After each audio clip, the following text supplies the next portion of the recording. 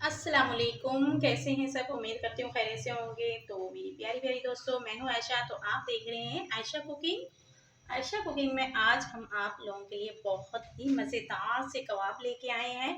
तो कबाब की रेसिपी की तरफ चलते हैं। तो यहाँ पे हमने ले लिए हैं आलू, बॉईल करके रख दिए हैं और उसके अंदर ऐड किया है पुदीने की पत्तियाँ बारीक काट के रखी हुई हैं। और यहाँ पे हमने ले लिया है मक्की का आटा।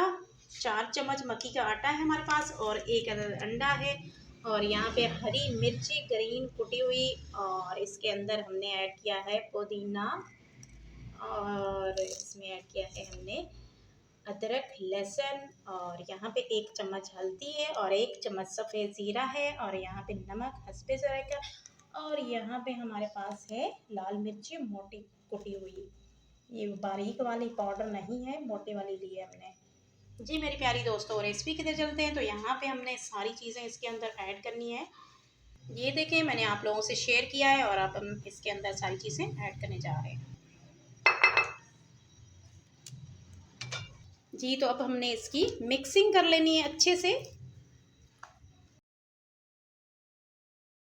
जी तो मेरी प्यारी दोस्तों, यहाँ पे हमने जो है अपना मिक्सचर जो है अच्छे से बना लिया है आलू का। और उसमें हमने जो चीज़ें ऐड की हैं आप लोगों से सारी शेयर कर दी हैं।